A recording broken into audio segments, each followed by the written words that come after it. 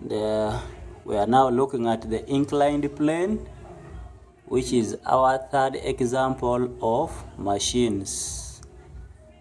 Now, if you have a big load, for example, you have a bale of clothes, and the bale is so heavy that you cannot carry, you would as well use an inclined plane. Remember, the work of the machine is to simplify work. Now, in case you have a bale of clothes or something very heavy, and possibly you have requested somebody to help you, maybe as a car. Now, the next thing is, how do you lift this load from down here until you put inside the car? There are two ways of doing that. You can either struggle with it, or you can use the inclined plane. So the inclined plane here means you simply get a piece of wood, this one, and you place it one side on the ground and one side at the back or on the back of the car. Now, by doing that, you have connected three things. You have connected the ground, the back of the car, and then the piece of wood which you have put. So you end up with a triangle like this. This is the ground level, this is the back of the car, you see, and then this is a piece of wood. Now, next, if you have done that, you simply use a small force, which is the effort, to push this load from down up to up. You realize that you are going to use a very small force to do that. And finally, the load will be here. By the time the load reaches here, it means the load has moved from here, or from the ground, and now it is here. So the load distance is the same as the height, from down up to up. Then this length, this one, is actually the effort distance, because you push this thing like this. So this is the inclined plane. Supposing there is no friction. Once there is no friction, it means the work done by the effort is the same as the work done by the load. Remember, the load is doing work because it is moving a distance h from here up to there.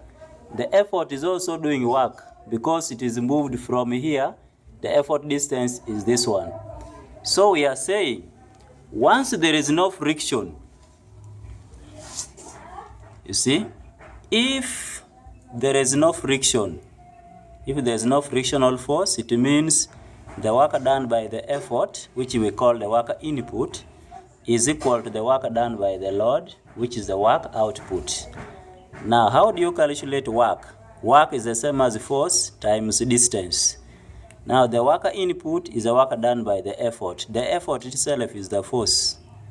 Then the distance from here up to here is actually the effort distance. So when you get the effort, multiply by its distance. That is the work done by the effort, which we call the work input. Then the work done by the load, you also get the load, multiply by the load distance. That is the work done by the load, which is the work output. So I could as well say L for load, and then D with the L is the load distance. Then this side I use, instead of effort, I write E, and then I multiply DE, that is the effort distance. Now, when you reach this level, the next thing is to collect the like terms. The like terms here are E and L, effort and load, because those are forces. Then DE and DL, those are distances. So we shall bring this E this side. Remember, this is a multiplication sign. So when E crosses this way, it will be division, divided by E. Then we bring this distance of the load, also this side where there is distance of the effort. This is a multiplication. When it crosses, it is also division. So you end up with distance moved by the effort divided by distance moved by the load, which is actually velocity ratio, is equal to load over effort, which is mechanical advantage. What does this mean? It means velocity ratio is equal to mechanical advantage. When does velocity ratio become equal to mechanical advantage? when there is no friction. When there is no friction, velocity ratio and mechanical advantage are the same. But how do you get the velocity ratio of an inclined plane? The velocity ratio of an inclined plane is the same as effort distance, which is this length, divided by load distance, which is h. So once friction is not there, it means the formula for calculating velocity ratio is the same as the one of calculating mechanical advantage, which is the same as L over h. This only happens if there is no friction. That means the machine is 100% efficient. But when the efficiency is not 100%, the mechanical advantage remains load over effort. Now let's look at this particular example. We have a question here. It says a trolley of weight, I think the trolley is here, the weight of the trolley. A trolley of weight 10 newtons is pulled from the bottom to the top of an inclined plane at a steady speed. And what is the speed? It is steady rather, but the force which is being used is 2 newtons. So by looking at the diagram, you see, so the force which is pulling, this is the trolley. It is being moved from bottom to top using this force, which is the effort. So this force which they have given us of 2 newtons, which they use for pulling the trolley up, is actually the effort. You know? So this is our diagram. And this is the load which is supposed to be raised up. But they've given us the weight. The weight is the same as the load. You see? The weight of this trolley is the same as the load. So we are going to have, what we are going to say, they have given us here, if h is 2 meters, what is h? That is the height. If h is 2 meters and d is 20 meters, d is this one. D is the distance moved by the effort. And then h is the distance moved by the load. So what will be, what is the mechanical advantage, velocity ratio, and efficiency? Now, we know mechanical advantage is the same as load over effort. The effort they gave us here is 2 newtons. And the load is the same as the weight, which is 10 newtons. So we shall say, as part of our solution, we shall say A, mechanical advantage is load over effort, which is 10 newtons divided by 2 newtons. The newtons cancel and your answer is 5. Then velocity ratio for an inclined plane. The velocity ratio, you get it as the length of the incline divided by the height. Now the length is this one. That is D. And the height is what? H. And I've given us D is 20 meters, H is 2 meters. So we just substitute and say velocity ratio is equal to the length of the incline, which is L, divided by the height, which is H. But the length has been given as D. So we say D over H, and we substitute where there is D, we write 20 meters. Where there is H, we write 2 meters. The meters cancel. We remain with the 20 over 2, and our answer is 10. Then the efficiency becomes even easier. Efficiency is the same as mechanical advantage divided by velocity ratio times 100%. Our mechanical advantage here was 5, and velocity ratio was what? 10. So we simply say 5 divided by 10 times 100%. If you do this calculation very well, your answer becomes 50%. Now, normally, when you are doing a calculation, they award you marks for the formula, for substitution, for correct answer, and the correct unit. And that's what we have done here. Mechanical advantage formula, substitution, and the answer. We know mechanical advantage has no units. The same thing with velocity ratio, the formula, the substitution, the answer. We know velocity ratio has no units. But efficiency has units. So we give for the formula, for the substitution, for the answer, and for the units. The next thing we are looking at is the wheel and axle. The wheel and the axle. So This is the wheel, this big one here. We have even named it the wheel. And then this is the axle, this small one here. One is carrying the load, and then the other one is carrying the effort.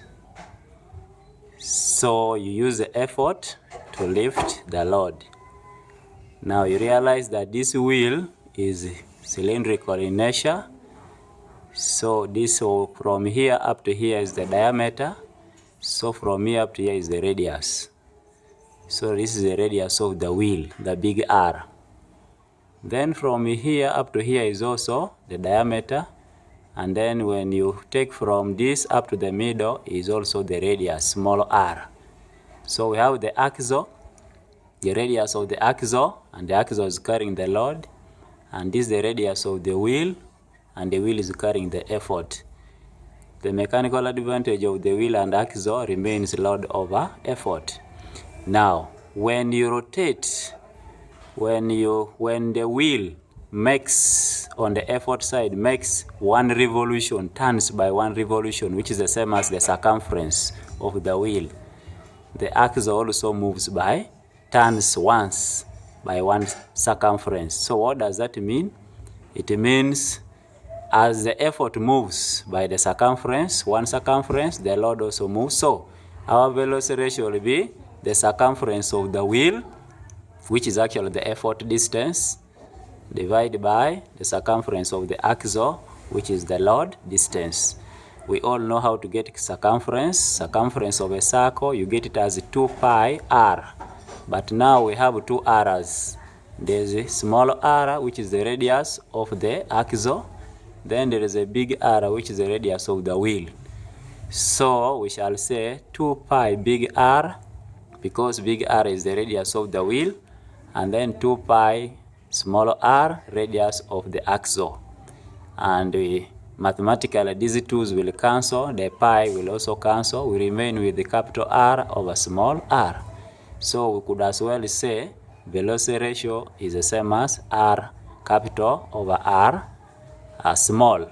So when somebody says calculate, gives you a question involving the wheel and axle, and you're supposed to calculate the velocity ratio, you just say capital R over small r and you substitute. But in case he already gave you the circumference of the wheel and the circumference of the axle, you just divide the two and you get the answer. So we are here saying that big R means radius of the wheel, and then small r means the radius of the axle. Now, where do we apply the wheel and axle? That is our question now here. Question A. State applications. Applications here means uses of the wheel and axle in daily life. Where do we use this kind of machine in daily life? Now, we use those machines, one, in screwdrivers. Have you ever seen a screwdriver? This one is very common with the mechanics. So a screwdriver has a wheel and axle. Then there's another machine called the windlass. The windlass. Then we have the box spanners. These ones are also common with the mechanics. Then there's another one called the brace. You see, the wheel and axle. Now let's look at another question here. So all these are correct. If they say give 2, you give 2, but all of them are correct. You just pick any among them. Now let's look at the next question. Find the mechanical advantage, velocity ratio, and efficiency of the system below. And this is the system. When you look at this diagram, you realize that there is a circle, a smaller circle inside a big circle. So what does that mean? It takes us back here. You see, the axle is always inside the wheel. So the wheel is big, and then the axle is what? Small. So by using that, when you come here, you realize that the one inside must be the axle, and then the bigger one must be what? The wheel. So from here up to here is 20 centimeters. So this is the center. So this is the radius. So this is the big R, radius of the wheel. and then this is the small r, radius of the axle. Now you can see the axle is carrying the load, and the load is given as 800 newtons. And then the wheel is carrying the effort. It's connected to the effort, and the effort is 200 newtons. So we are supposed to use this information to calculate mechanical advantage, velocity ratio, and efficiency. Now, mechanical advantage we all know is load over effort. The load is already given, 800 newtons. The effort is 200 newtons. So we shall come here under solution. We say part A, mechanical advantage is load over effort. The load is 800 newtons. The effort is 200 newtons. The newtons cancel. You remain with 800 over 4 over 200. And if you calculate it very well, your answer becomes 4 without units. We said mechanical advantage has no units. Now the next question is velocity ratio. Remember this kind of diagram where you have the wheel and the axle. What did we say? When you have the big radius for the wheel and the small radius for the axle, you don't even waste time. You just say velocity ratio is equal to big R divided by small r. The big R is the radius of the wheel, which was 20 centimeters, divided by small r, which is the radius of the axle, 4 centimeters. These centimeters cancel. We remain with 20 over 4, and our answer becomes 5. So now our mechanical advantage is 4, but the velocity ratio is 5. So we can get efficiency, which is the next thing. Efficiency, that is part C. You get it by calculating, getting mechanical advantage, dividing by velocity ratio, and multiplying by 100%. So our mechanical advantage was 4. The mechanical advantage was 4. We divide by velocity ratio, which is 5, and we multiply by 100%. So 4 divided by 5, the calculator will say 0.8. Then the 0.8 you multiply by 100%, you end up with 80%. Now remember, the marks were given. Okay, we have for the formula, substitution, and for the answer for mechanical advantage. Velocity ratio also we have formula, substitution, and the correct answer. Efficiency also we have the formula, there's a tick there. For substitution, yes, and then the answer, which is 80, and the unit, which is percent, and you get all your marks. The next thing we are going to look at, the next machine, is the screw. A number of us, we have ever used the screw. So if this is the screw, there are these kind of things in a screw, and normally when we want the screw to enter into something, there is a way you apply the handle.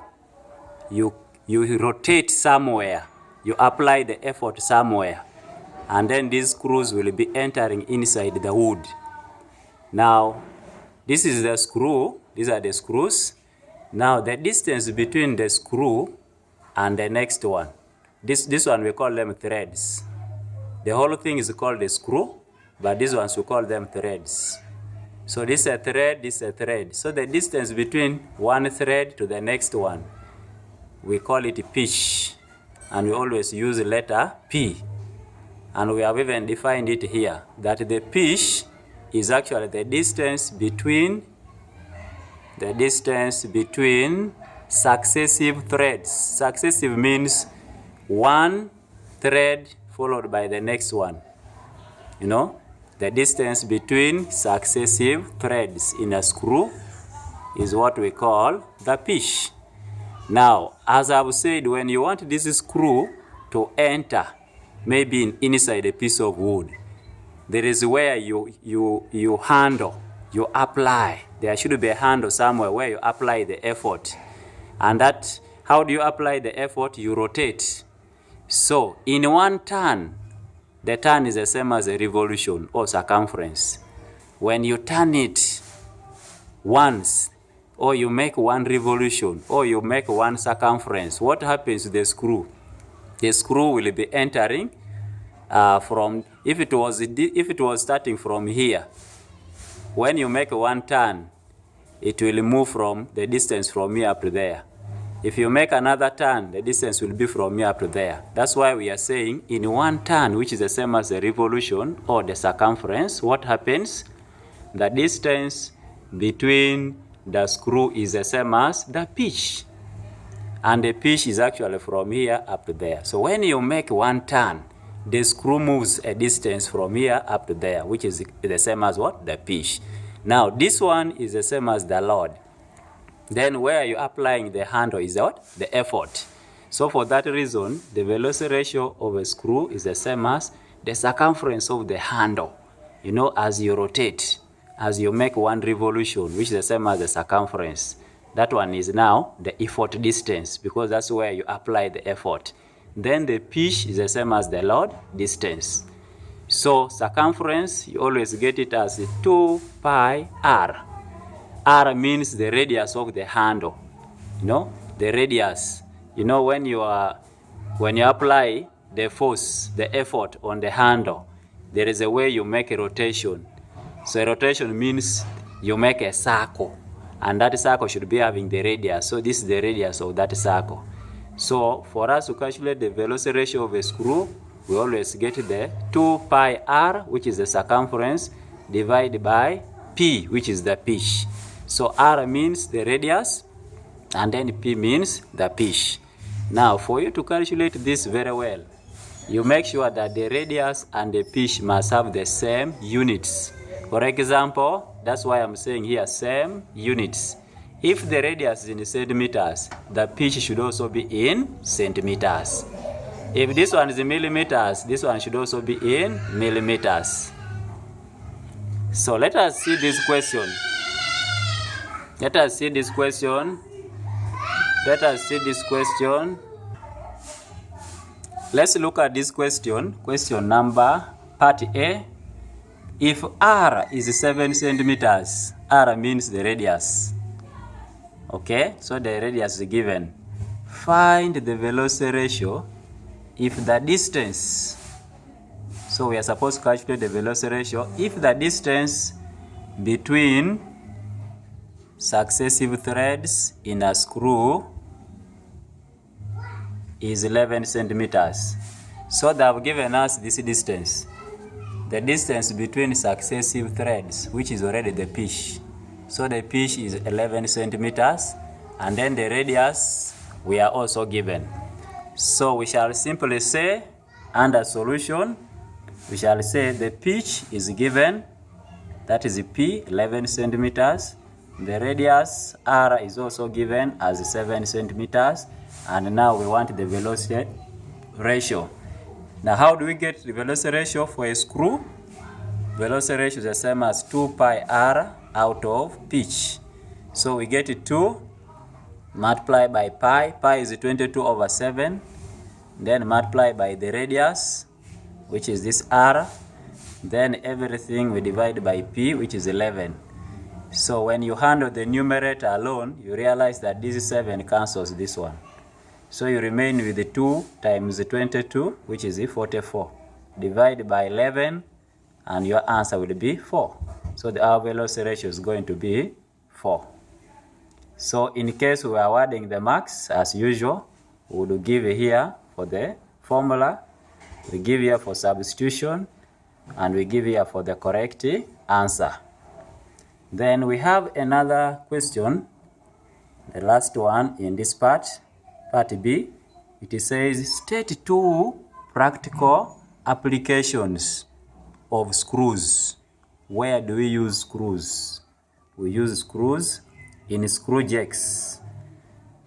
If you have ever witnessed when the tire of a car gets a problem, normally they remove it and substitute with a good one. Now to remove it, you need this machine, a screw jack. And as you see, the word screw is there. So a screw is inside this jack. So screws are used in screw jacks. Screws are also used in engineers' vices. They are those machines, we call them engineers' vices. And then we also use them in micrometer screw gauges. Micrometer screw gauges. Now, the examiner wanted two uses, and we have 3. So what happens? He will mark the first 2. You see? Any 2 will be marked, but especially the first 2. Now, for a screw, the mechanical advantage remains load over effort. So the formula for mechanical advantage does not change, but is the one of velocity ratio, which keeps on changing. The next type of machine we are going to look at, we call them toothed gears. As you see the diagram here, they look like the teeth. I think that's why they call them toothed gears. Now here we have 2 gears. There is this small one, and then there is a big one. There is a small one, and then there's a big one. Now normally one gear drives the other one. It is very possible for a big gear to drive a small one, but it's also possible for a small one to drive a big one. Now when a small one drives the big one, the one driving is called driving gear. You see, in this case, the small one is the driving gear, so it is a driving wheel. And then the big one is the driven wheel, so the small one is driving the big one. So if the small one is driving the big one, what happens? The speed of rotation reduces. It is always small. But if it is a big one driving the small one, the speed of rotation increases more. It is like when a small person knocks you and you are big. Even if you move, you will not move very far. But if it is a big person knocking a small one, you realize that this small one will move very far and very fast. If it is a big person who has boxed a small one, you can even keep rotating some good distance away. So when a small one drives a big one, the speed of rotation is small. But when a big one drives a small one, the rotation is what? Faster and bigger. So here we have 2 wheels. The big one has very many teeth. This one has 30. So these are the teeth. 1, 2, 3, 4, 5, 6, like that. You count them. So according to the diagram, they may not reach 30, but we assuming the big one has 30 teeth.